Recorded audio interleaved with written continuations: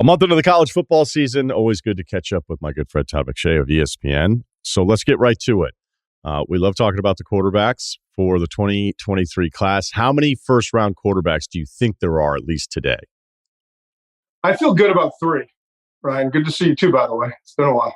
I just get right to it. Sorry, you know that. Yeah, no, I know. You're all business now. We used to be friends, and now it's just podcast only. I get it. You're a great return texter. My bad. All right, we're even. I think 3. I think C.J. Stroud from Ohio State's my QB1, if you will. There's questions like, is it so dialed down and made so easy for these Ohio State quarterbacks? Are they translating to the NFL? But C.J. Stroud, to me, like the poise inside the pocket, he does have the mobility when he wants to use it. It seems like he's utilizing it a little bit more this year. One thing that scouts said to me, coming into the season is that they want to see more of that. And I think we've seen a little bit more of that. Is if you put on a reel of his like anticipation throws and the ability to lead receivers and fit the ball in the tight spots, it's better than any other quarterback in this class. Now, in that same breath, there's also some inconsistency in terms of kind of streakiness. That would be the best way I could put it. So that's something that we're watching with Stroud. But to me, he's the most complete. And the other thing, too, talking to scouts coming into the season and just knowing what we know and what I know, I know size isn't everything. And we've seen Russell Wilson overcome the 5'10" and change. But he was 5'10" and like 214 pounds at the combine. Bryce Young, who's my second quarterback on the list at Alabama, I had scouts go in this summer and say that he was just over 5'10", and he weighed in front of them at 186 pounds. So that's kind of unique. Kyler's not all that big. I get Russell Wilson's not all that big, but they're kind of tightly packed. Bryce is not just short, he's lean. And so there's concern about his ability to hold up in the NFL over a long period of time. And I think that's why you're seeing a little bit of distance between Stroud and Young. I saw the other day, my boy Kuiper tweeted out his updated ranking. He has Will Levis from Kentucky, who's my third quarterback. He has him at number 2 ahead of Stroud. He also has Tyler Van Dyke from Miami and Anthony Richardson from Florida in his top 25, which I don't agree with. And maybe it's because I've had the opportunity to see Anthony Richardson against Kentucky. And he's the most physically gifted quarterback in this class. It's not even close. But when I saw him, he was making his 4th start. Last year, he started 2 games, and he completed 33 passes all season. So you see the physical gifts, and you know what it can be. And he comes out in that first game against Utah, and he runs. He has that 45-yard run where he goes through his progressions and opens up on the left side, takes off running, and he's this big guy at 6'4", 225 pounds that can run and can make, big time throws down the field. But the consistency as a passer is not there yet. And when you have a guy like Mark Stoops, the Kentucky coach, as basically the defensive coordinator and one of the best defensive coaches in all of college football, implement a game plan and get his players to play with the gap discipline and the leverage discipline in the secondary that they played in, it kind of shut them down. And since then, we've seen defenses try to do the same thing, and AR's still struggling. So, and I saw Tyler Van Dyke 2 weeks ago against Texas A&M. Another guy, big. He's got a little bit of mobility, but he's a pocket passer, true and true. And he's at his best when he can throw down the field and vertical, and when he has receivers that can get open. He doesn't have those receivers. He's playing in a Mario Cristobal offense in Miami that is predicated on the run and conservative passing game.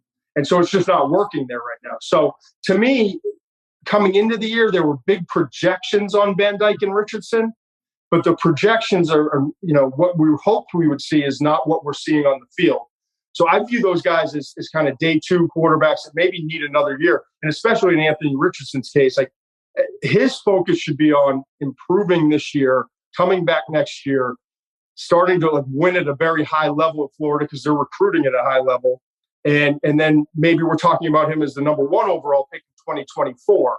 But right now, even though he's got the physical tools to be a first-round pick, he's not playing anywhere close to that level. All right, I have a million follow-ups already. Let's start with the last two guys that you mentioned that you have out of the first round. So Van Dyke doesn't have Restrepo, his best receiver. He hasn't had him since the first 2 weeks. He gets benched this past week in the third quarter. Just not that good. And I you're not the first person to say it, but this is somebody that, maybe flirting with a first round thing if things were to work out. In basketball, it's always different. I always feel like don't stay around too long and have him figure out all your flaws. Right. But does he feel like a guy that already needs to come back based on the first month? Well, there's that theory of don't stick around too long to have the warts come up. But there's also like the more practical theory in this case, in Van Dyke and Richardson's case, like stay around long enough to start playing your best football. Like the history tells us, guys typically that have success in the league are the ones that stay around a little bit longer, play 25 plus games in college football. And it's not always the case, but the vast majority of guys that we're talking about in the NFL that are really high level starters are guys that played a lot of ball in college. And there's it's simple, but there's something to that. You have to have experience. You're not just going to walk in the league against grown ass men and think that your physical tools are going to overcome your lack of experience. It just doesn't happen. It's very, very rare. So I think in both of those cases, like get as much game experience as you can and continue to develop. And Van Dyke has the physical tools to be great. He's adjusting to a new offense. And yes, he lost his top receiver, and he truly doesn't have a guy who can get open vertically. And that's what he does best. And so it's about developing. And I watched him and put together a package. I was with Fowler and Herb Street 2 weeks ago doing that A&M game down in College Station. And based off the first half, like he is staring down receivers like you would see in a high school game. And bringing safety, like blatantly bringing safeties over to break up passes at the last second, that if he just looked them off for a split second and then came back to his initial read, he's got a completion. And those are like little things, but they add up. And it shows the true sign of where a quarterback is in his development. Yeah, see, I love that description because I think back immediately like to all the huddle, like anything that I'd watch of a high school quarterback and some recruiting video, and he drops back, waits for the go route to the left side. And he's like just patting the ball. Right. He's never once looked anywhere else the entire time. All right, come on. Throws the pop up. Guy catches it, and it's like, man, this guy's amazing. Richardson, to me, is disappointed, but you did bring up a good point. I mean, I think it's like 64 pass attempts total before this season in his career, or just last year. But I'm so frustrated on Saturdays with one read and run guys. Like, it's great that you can run. It's great. But then when you start talking about somebody being a first round pick, and what I saw from Utah's, I thought I saw the whole toolbox. I saw somebody that was patient, as you mentioned, was actually going through some of these progressions. And I don't know that I like Florida's running backs better than the receivers, but then it was like, okay, maybe I'll burn you with this run here. I'm going to change my arm angle here. I'm going to roll out, but not to run. I'm going to just move outside of the pocket and get a passing lane. I was like, this is really impressive, because when I saw him projected as a first rounder, I was like, man, I don't know. Again, I hadn't seen enough. You were going on some of the tool stuff. And since that point, it's been a disaster. And so you're saying they've just changed the way they played him off the Utah tape. Well, Utah, typically we think of Utah, it's like big defensive linemen, really disciplined defensive structure, good linebacker play. That Utah's not Utah on the defensive front seven this year. So I think we all kind of assume, but wait, if you can do this against Utah's always so buttoned up on the defensive side, then he's going to be all right. Then Mark Stoops and that whole staff, I mean, they'll tell you, if you talk to them, they were pissed. I mean, I was on the sideline during that game. It was like, I can't even say half the things, obviously, that I heard, but like, Heisman my ass. Like, this guy's a Heisman? You're talking about him as a Heisman? Like, every player, like, it was Heisman. It drove them nuts, and that's what Stoops did to motivate them, because he knew what to do game plan-wise. It's one thing as a coach to know what to do. It's another thing to get the buy-in from your defensive players. Like, we're not going to get a lot of sacks today. That's fine. But we're going to take this Heisman guy. Everyone's saying, like, in our division of our conference is going to be a Heisman Trophy winner. We're going to ruin his career. We're going to ruin his season today. Like, that's our job. And if you buy into what I'm telling you, it's gonna be over by the end of the night. And that the focus was pretty remarkable. And I've done 100 games on the sideline, but to hear every defensive player coming off the field, like punching each other, elbow, like Heisman. Yeah, that's Heisman over there. It was fun. It was really interesting to watch. But when you take away that run element from him, he becomes pretty ordinary because he's still learning as a pocket passer and he's forcing things. And everything, like when you watch when you watch Stroud, when you watch Bryce Young, when they're in the pocket, it's easy, it's fast, it's efficient, it's just distribute like a great point guard. With Anthony, like if things break open and he extends a play and there's a receiver open down the field, you got huge play potential, like chunks. But the easy stuff is not yet easy enough, if that makes any sense. Yeah, it makes a lot of sense. Okay, so you've got Levis this week.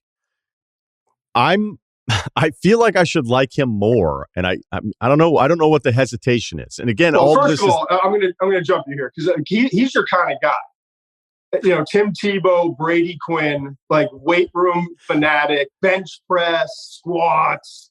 You know, big chest, big arms, like all that stuff. All the stuff that I don't have, that Brady doesn't have. It's the only time in my life I'm ever going to put those two names together. But you know what I mean? Like, find me a quarterback in the NFL who's like a weight room legend. That's a real success. Jalen Hurts. All right. Yeah, he's more lower body, though. He's more like the 600-pound squats. Yeah, he's a big squat guy. My point is, remember we used to always talk about, and this is when you and I were like hanging out a lot and just talking about, like Tebow was too pumped up. And the short throws, like the layups, well, yeah, not for you, I know. I saw your head nod. And Brady Quinn was the perfect example. Like when you can, like, you know, rear back and just drive the ball down the field, and yeah, there's accuracy there. But when it comes to like touch and finesse, Levis is missing inside the strike zone too much and taking away from yards after catch, and sometimes missing just outside the strike zone, and it's leading to incompletions. So that's like a little thing that he has to work on. And I've talked to scouts and the people in Kentucky, and they all say like, yeah, it's great. He's a legend in the weight room, and it's great because it gets everyone else involved, and he's leading by example. But they have to reel him back in at times, and because it's like. We can't get you too pumped up where you're not able to make these easy throws. And so I just think it's his short accuracy suffers from his obsession with weight training. So that's going to be something he has to work on. It's not going to get solved in the next few months, but hopefully when he gets with a quarterback coach and with a right training regimen leading up to the draft and into his NFL career, he'll rectify that. But on the flip side, the thing with Levis that I think people kind of don't know yet, and hopefully we'll continue to get the message out, this guy's work ethic, leadership, personal character, football character are exceptional. I've got two quotes from scouts. I rarely write things down that scouts say, but like when they stick out, I always try to like write it down so I have it for the draft prep. One guy said, if you find a single person in the building or on campus that hasn't been won over by Levis or isn't just absolutely heaping praise, please let me know, because that'll be the first. And I've spent months trying to dig on this guy. Second one said, what do you say? Whatever your grade is on tape, when you're done studying the tape, that grade is only going to go up. So like that's the baseline, but I promise you it's going to continue to rise from the second the season ends to the day of the draft in late April, because he's going to absolutely murder the pre-draft interview process. Like that's how good he is. So he's a really talented player. He's a better athlete than people want to give him credit for, maneuvering inside the pocket and all that stuff. He's got a big arm. He makes throws down the field when given the opportunity. He's in more of a progression read offense this year, and he's excelling with his reads. But what you get from a character standpoint and just a willingness to work and grind through it. And I was here talking to Todd Blackledge today, because I'm doing the game with him and Sean McDonough and Molly. And he was saying that he talked to Peyton Manning, and Peyton sent him a voice text saying that of all the quarterbacks they had there, like in terms of everything intangible wise, including like Bryce Young, CJ Stroud, all the other guys, like, he stood out the most because of the way he works. Like he's a pro already. He's like a 5th, 6th year pro.